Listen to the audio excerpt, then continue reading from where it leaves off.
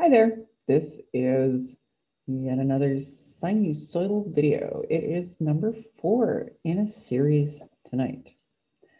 I think I'm getting pretty good at this, and I'm hoping that you will join me on this fun adventure. So the first one, was about figuring out the values of A, B, C, and D from our equations. The second video I did was what do A, B, and C do? And that was just playing around on Desmos. And I can't emphasize enough, load that file up that I sent you. I emailed it to you and play around with those letters until you get comfortable. The third one was the first time doing a full hardcore equation with all the numbers in it. And I wrote out some of the steps, which are right here. And we're going to use this and probably make a few adjustments. And this is going to be the one I will give to you guys. So what do we do first? So it says, find the values of A, B, C, and D. Okay, so A is equal to, B is equal to, C is equal to. All right. So A is the number out in front. A is -2. And that's my amplitude. And that's going to give me how high or how low my graph goes. And also, I'm going to highlight the fact it has a negative. So that's going to tell me, okay, so a cos graph is normally a valley. So right now, before I go any further, I'm just going to draw myself a little bit of a hill there to remind me that when I get to the final stage, this is what it's going to look like somehow. Okay. Now, my B value is 3. And the B value tells me whether my graph is shorter. Okay, I expect it to be 360. If this number is greater than 1, it's squished. This basically means 3 of the graphs happen in 360. So I'm just going to write squish. Sure, there's a more mathy way to explain it, but it's going to be more compact than I expect. My period is going to be less than 360. My C, oh, hold on a sec.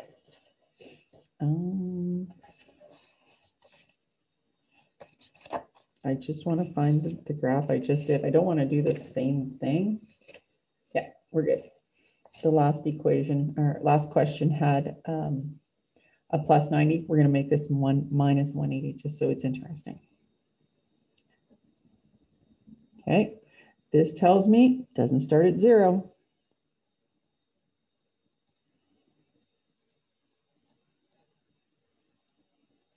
So it's the horizontal translation. So it's bigger than it normally is. It's squishier than it normally is. It's shifted somehow. And D is 4. That's my midline. So my middle of my graph is going to be at 4. All right. Step 2. Oh, we just did step 2. And we said, like, what does this stuff mean? So like I said, it's going to be taller and upside down. It's going to complete in less than 360 degrees. It doesn't start at 0. And my middle of my graph is at 4. All right. So step 3, label the vertical axis. Make sure to include the midline. So my midline is at 4.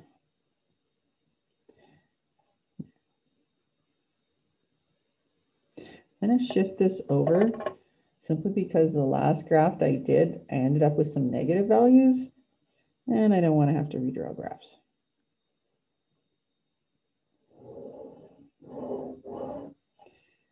And my midline's at +4, so I'm thinking it's going to be, kind of exciting stuff around +4. So I'm going to pick that 0 is over here. You could just say, don't care, Joanne, I'm putting that in the middle of the page every time, and that would be fine. So I'm going to make this 0, 1, 2.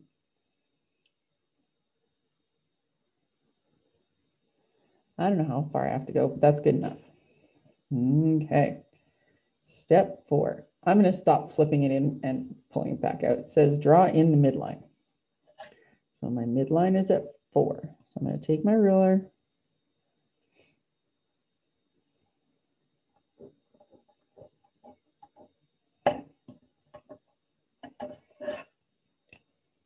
I don't know why I have to highlight it afterwards, but it makes me happy. I used to always bug students about taking so long and using so many highlighters, and now I'm like, oh, I'm going to highlight that.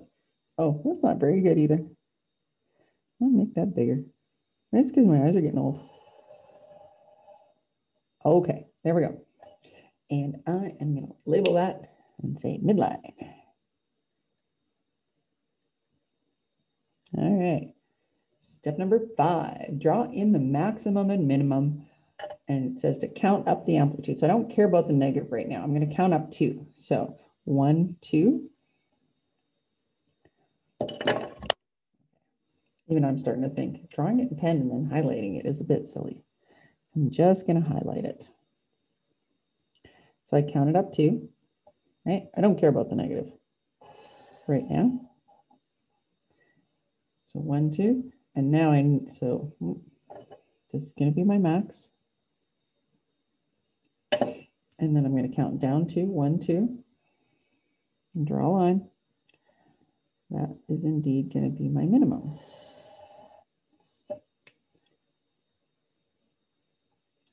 So the front and the back are horizontal values. All right, now we're going to have to calculate our new start and our new end. And I made up this part just 10 minutes ago. Whatever is in my brackets for my start, I'm going to put whatever's in my brackets and make it equal to 0. And then I'm going to, for my end, I'm going to put whatever's in my brackets and make it equal to 360.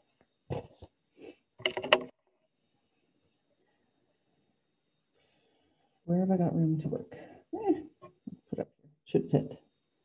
All right, so my brackets is 3x minus 180. Let me label this as start.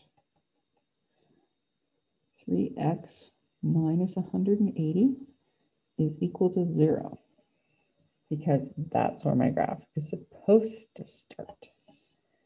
So I'm going to solve this. Actually, now would be a good time to pause the video, solve it yourself,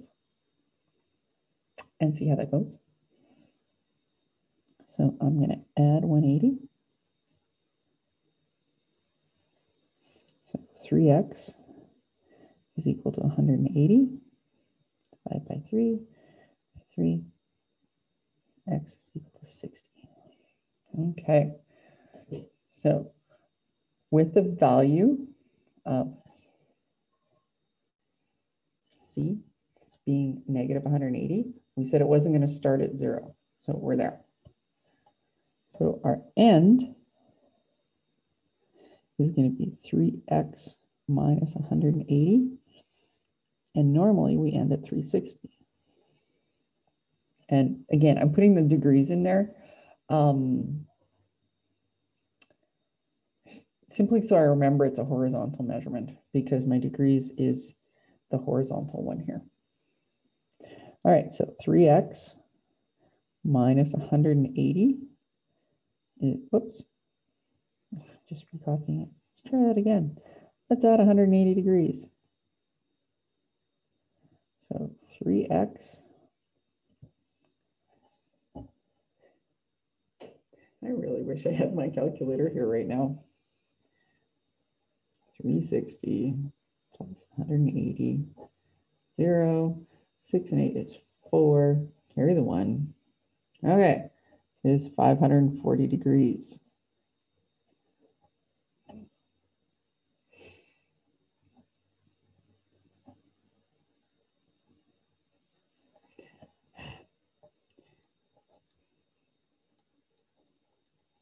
I always believe it's good to prevent Alzheimer's. 3 goes into 5 once, which gives me 3. And you bring down a 2, bring down, sorry, subtract it 2. 3 into 24 goes 8 times, which gives me 24. 0, bring down the 0, goes, okay, 180. There we go. We got a start and we got an end. My usual guess, and so far it's been working pretty good, is whatever this first number is, I use that to represent a box on our in our graph. So instead of these being 90, 180, 270, 360, which you're used to, I'm going to mark. So here's 0, and this is going to be 60. And then I add another 60. That's going to be 120. And I add another 60.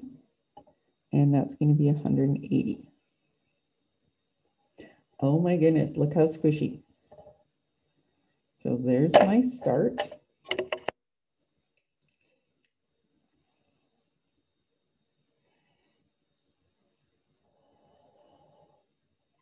And there's my end.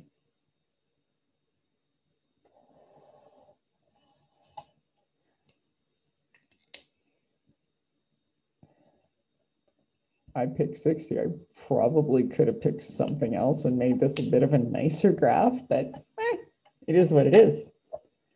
All right. The trick is we have to get all of this done in this box. And normally that box is at least 4 wide. So I am still going to divide it into quarters, because that's how this works. If we only have 2 boxes, well, you know what? Let's make it 4. And after all of that, I'm going to go back up to the top.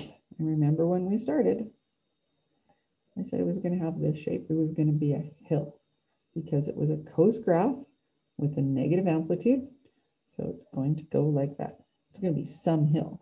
So we start down here, and then we go to our middle, right? We can't go all the way to there.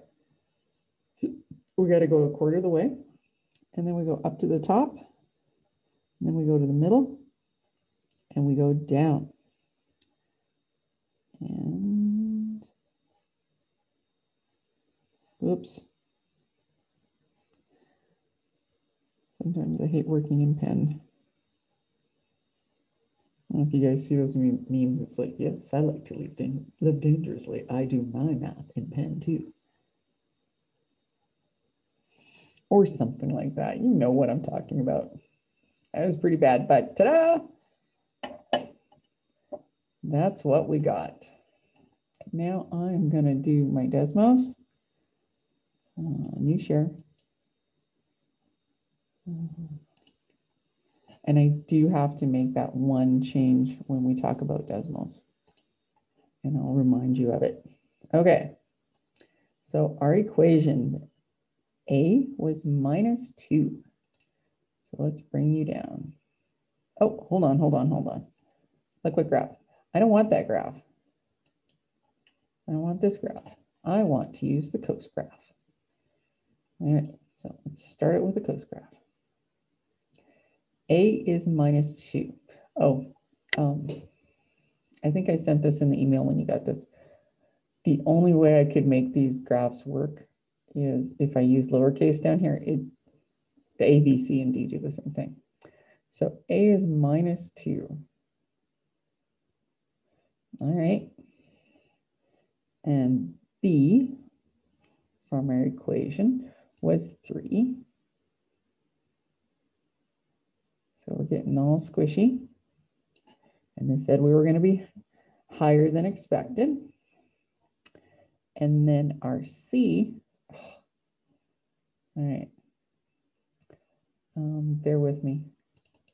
I'm just going to tell everybody not to check these on Desmos, but I just want to show you because you're going to have to mess with this. Okay, so -180 and +180. 180. If I click here, then that should be okay. I also said you have to do the opposite. So if this, I'm pointing to the equation, but if you look in your equation, you say minus 180 here, you actually have to do the opposite to make your graph work.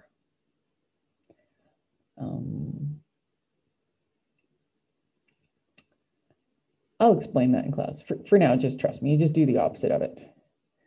And we also needed, the last thing we need was D was 4. And there we go. So if we add, oops, I'm just thinking Desmos isn't helping us that much. There we go. We've got some nice gradients here. So that's, okay, what if we make steps of, hey, what did I suggest? 60. There. Okay, we changed that over there to 60. All right, so we are starting at 60. So our period goes from 60 all the way up and all the way back down to 180. And ta-da! There you go. That is what we drew. It just looks slightly different because it's a different scale. Okay, way cool. I suspect there might be more videos, but not tonight. So night to y'all. Have a lovely day or a lovely evening. Bye-bye. I remember my catchphrase from my other videos, because you can do math.